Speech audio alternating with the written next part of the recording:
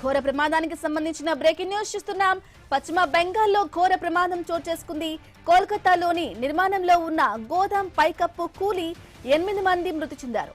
ఇంకా 60 మందికి పైగా శిథిరాల కింద చిక్కుకున్నట్లు సమాచారం. ఇక ఘటనా స్థలానికి చేరుకున్న రెస్క్యూ టీం సహాయక చర్యలు చేపట్టింది. ఐ న్యూస్ దృశ్యాలైతే ఐ న్యూస్ స్క్రీన్ పై ఎక్స్క్లూజివ్ దృశ్యాలైతే చూస్తూ ఉన్నాం. అయితే మృతుల సంఖ్య ఇంకా పెరగొచ్చని కూడా అధికారులు పేర్కొన్నారు.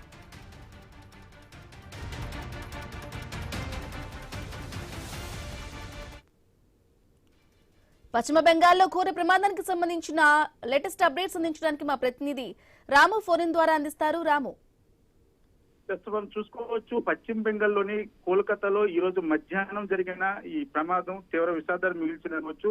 నిర్మాణంలో ఉన్న ఓ గోదాం పైకప్పు ఒక్కసారిగా కూలిపోవడంతో అక్కడ పనిచేస్తున్న కార్మికులు శిథిరాల కింద చిక్కుకుపోయారు. అయితే ప్రస్తుతం ఏదైతే 8 మంది మరణించారని అధికారులు చెప్తున్నారు. అయితే ఇంకా పైకప్పు కిందన సుమారు 50 మంది వరకు ఉండొచ్చని అధికారులు అంచనా. అయితే ఇక్కడ ప్రస్తుతం చూసుకుంటే సహాయక చర్యలు అయితే చేపడుతున్నారు. ఆ పరిస్థితి చాలా ఆందోళనకరంగా ఉంది. అయితే ఎవరైతే చిక్కుకున్నారో వాళ్ళని తీసేందుకు పెద్ద పెద్ద క్రేన్లు కూడా ఉపయోగిస్తున్న పరిస్థితి కనిపిస్తుంది. ఎందుకంటే ఈ యొక్క కాంక్రీట్ స్లాబ్ ని కట్ చేయడానికి పెద్ద క్రేన్ల సహాయంతో కటింగ్ మిషన్తో శిథిరాలు తొలగిస్తూ రిస్క్ ఆపరేషన్ అయితే కొనసాగుతుంది. అయితే దీనికి సంబంధించి ఇప్పటికే ఎన్డీఆర్ఎఫ్, అగ్నిమాపక శాఖ, పోలీసులు, స్థానికులు యంత్రాంగం కూడా కలిసి సహాయక చర్యలో పాల్గొన్నట్టు కనిపిస్తుంది. అయితే ఈ ప్రమాదానికి అసలు కారణం ఏంటని ఇంకా తెలియాల్సి ఉంది. నిర్మాణంలో నాణ్యత లోపించిందా లేక ఏమైనా సాంకేతిక కారణం కోణంలో అయితే అధికారులు దర్యాప్తు ప్రారంభించారు. ఏదైనప్పుడు కూడా ఈ ప్రమాదం అనేది చాలా ప్రమాదంగా మనం చూసుకోవచ్చు. ఎందుకంటే మృతుల సంఖ్య కూడా ఇంకా పెరిగే అవకాశాలు అయితే స్పష్టంగా కనిపిస్తున్నవి. ఆ సమయంలో సుమారు 100 మంది వరకు కార్మికులు ఉంటారని అక్కడ ప్రత్యక్ష చెప్తున్నప్పుడు కూడా అధికారులు మాత్రం ఇంకొక 50 మంది వరకు ఉండొచ్చని చెప్తున్నారు. అయితే ఏదైతే రిస్క్ చేసిన టైంలో ఈ యొక్క కాంక్రీట్ స్లాబ్లను తీసే క్రమంలో మరణాల సంఖ్య పెరిగే అవకాశం ఉందన్న నేపథ్యంలో కొంచెం ఆచితూచి సహాయ చర్యలు అయితే చేస్తున్న పరిస్థితి కనిపిస్తుంది. ప్రస్తుతం మాత్రం 8 మంది చనిపోయారని అక్కడ అధికారులు అయితే తెలియజేశారు. అండ్ రెస్క్యూలో ఇప్పటికే ఒక 10-12 మంది వరకు బయటకు తీశారని కూడా చెప్తున్న పరిస్థితి కనిపిస్తుంది. ఏదైనప్పుడు కూడా ఈ ప్రమాదంపై ఇప్పటికే ఏదైతే పశ్చిమ బెంగాల్ ముఖ్యమంత్రి కూడా దర్యాప్తుకు ఆదేశాలు జారీ చేశారు. అంతేకాకుండా క్షతగాత్రులకు మెరుగైన వైద్యం అందించాలని అధికారులకు అయితే సూచించడం జరిగింది. అయితే రాము, 8 మంది మృతి చెందారు కదా, వారి డీటెయిల్స్ ఏంటి, ఎవరు అని డీటెయిల్స్ ఏమైనా తెలిసాయా? ప్రస్తుతానికి వాళ్ళందరూ కార్మికులని చెప్తున్నారు. వాళ్ళకి సంబంధించిన ఐడెంటిటీ అనేది ఎవరి దగ్గర లేదు. అయితే ఈ ప్రమాదం జరిగిన తర్వాత చుట్టుపక్కల గ్రామాల్లో ఉన్న వాళ్ళు కూడా ఎవరు తమ వాళ్ళు పనుల నిమిత్తం కలకత్తా వచ్చారు ఏంటి అనేది ఒక దర్యాప్తు అయితే ప్రారంభమైందుకోవచ్చు. అయితే ప్రస్తుతానికి మృతులు అధికారికంగా మృతులు ఎవరైనా నిర్ధారించినప్పటికి కూడా కొంత గందరగోళం పరిస్థితి నెలకొంది. ఎందుకంటే కోల్కతా అనేది ఎప్పుడు బిజీగా ఉండే సిటీ. ఈ సిటీకి సంబంధించి వేల మంది రకరకాల ప్లేసుల నుంచి వస్తున్న పరిస్థితి. ఆ భవనం కూలే పరిస్థితుల్లో అక్కడ ఎవరున్నారు ఏంటనేది మాత్రం ఇంతవరకు స్పష్టత అయితే రాలేదు.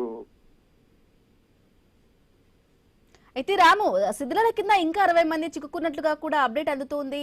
మరి ఇంకా 60 మందిని రక్షించే ప్రయత్నం అధికారులు చేస్తున్నారా? సహాయక చర్యలు ఏ విధంగా కొనసాగుతున్నాయి?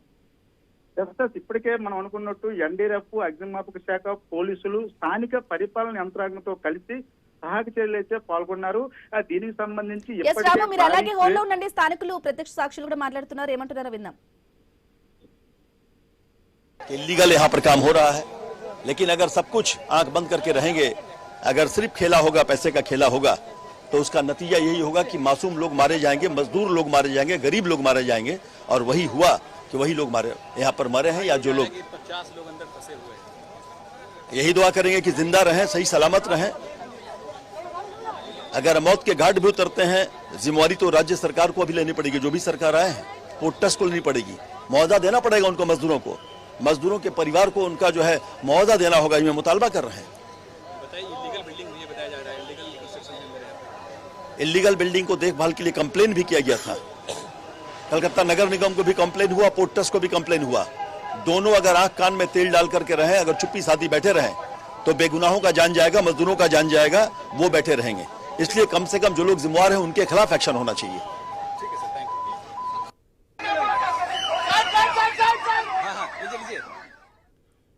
ఎస్ రా రాము, ఒక ప్రత్యక్ష సాక్షి అక్కడ స్థానికులు కూడా మాట్లాడడం జరిగింది. ఇల్లీగల్ బిల్డింగ్ కాంట్రాక్ట్ జరుగుతూ ఉంది, ఈ ఘోర విషాదంలో కూడా బీదవారు చనిపోతున్నారు అంటూ కూడా ఆయన ప్రత్యేకంగా మాట్లాడడం కూడా విన్నాం. ఎలా చూడాలంటారు రాము? అదే మనం చూసుకోవచ్చు. ఏదైతే ఈ నిర్మాణం సంబంధించి చూసుకుంటే 3వ అంతస్తుల గోదాం పైకప్పు కాంక్రీట్ పనులు జరుగుతున్న సమయంలో ఒక్కసారిగా కూలిపోయిందని అక్కడ ప్రత్యక్ష సాక్షి చెప్తున్న పరిస్థితి కనిపిస్తుంది. అయితే ముందు మనం చూసుకుంటే 8 మంది మృతి చెందినట్లు అధికారులు చెప్పినప్పుడు కూడా మరణాల సంఖ్య ఇంకా పెరిగే అవకాశం అయితే కనిపిస్తుంది. అయితే ఎప్పటికీ అక్కడ సుమారు ఇంకా 30 మందికి పైగా కార్మికులు శిథిలాల కింద చిక్కున్నట్లు మాత్రం అధికారులు అయితే భావిస్తున్నారు. అయితే సజీవంగా ఉన్న వాళ్ళని ఒక 6 నుండి 10 మంది వరకు మాత్రం బయట తీసి హాస్పిటల్కి అయితే తరలించారు. అయితే దీనికి సంబంధించి ఇప్పటికే పోలీసులు, అగ్నిమాపక, విపత్తు నిర్వహణ బృందాలతో పాటు భారత సైన్యం కూడా తాగితేళ్లలో పాల్గొంటుందని అక్కడ ఉన్న అధికారులు అయితే చెప్తున్నారు. ఎందుకంటే భారీ క్రేన్లు సైతం 3 అంతస్తులు బిల్డింగ్ సంబంధించి ఈ కాంక్రీట్ పనులు జరుగుతున్నప్పుడు కూలిపోయిందంటే ప్రమాదం ఏ స్థాయిలో ఉందో అర్థం చేసుకోవచ్చు.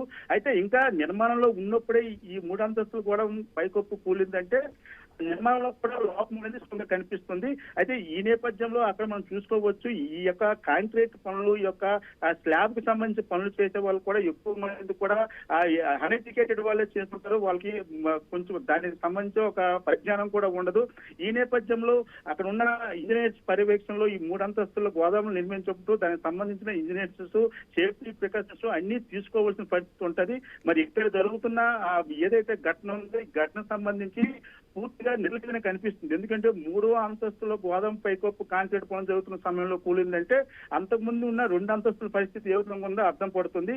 ఓవరాల్ గా చూసుకుంటే ఆ స్థలంలో కాంక్రీట్ పనులు అంటే సుమారుగా ఒక 40 నుంచి 50 మంది ఈ యొక్క ప్రత్యక్షంగా ఈ కాంక్రీట్ పనుల్లో పాల్గొనే పరిస్థితి ఉంటుంది.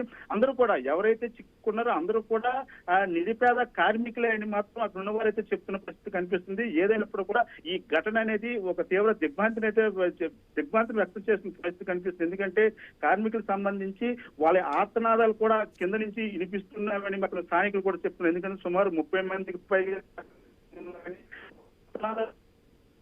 నేపథ్యంలో ఈ యొక్క ఘటన అనేది ఎంత తీవ్రంగా ఉందో అర్థం పడుతుంది. Okay right Ramu, thank you for the updates.